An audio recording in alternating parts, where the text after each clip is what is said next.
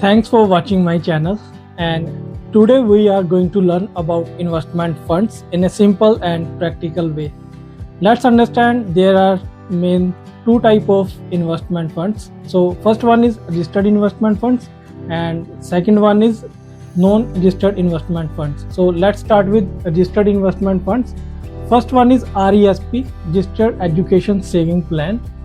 You can contribute up to 50,000 per child and you will get CESG, Canada Education Saving Grant, 20% on first 2500 up to 500 annually, and maximum lifetime Canada Education Grant you will get 7200.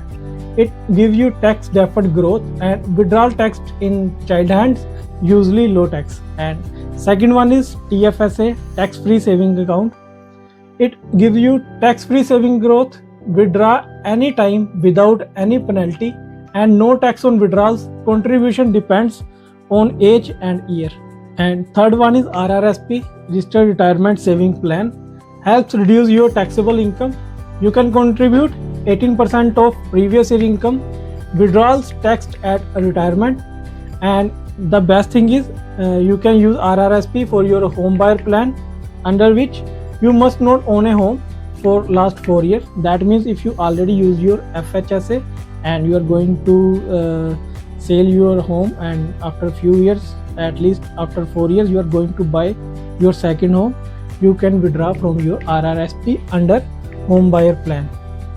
And third one is FHSA, First Home Saving Account. Contribution limit is 8,000 per year, lifetime 40,000. Contributions are tax deductible, withdrawals are tax free.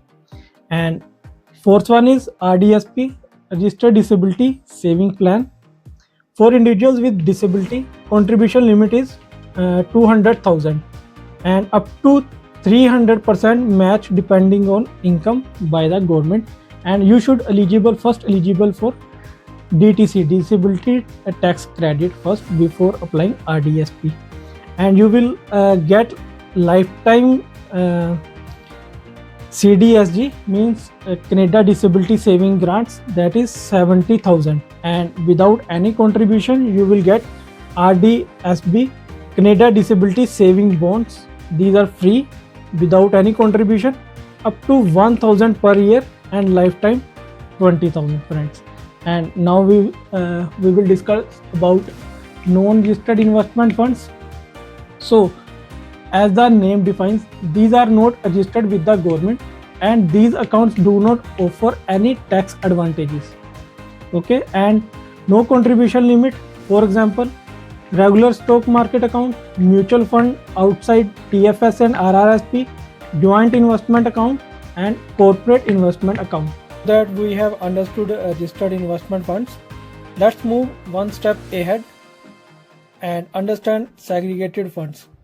Insurance companies use segregated funds as part of their investment strategy, which ultimately provides added benefit to clients. Let's quickly understand why segregated funds are considered more important than regular investment options. So, first benefit is principal maturity guarantee.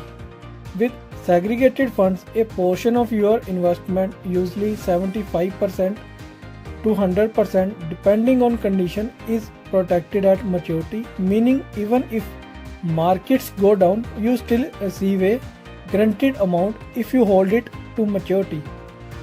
Second benefit is death benefit guarantee.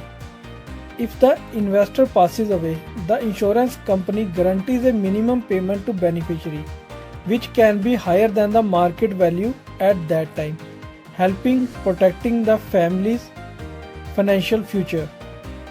Third one is creditor protection plus bypass probate.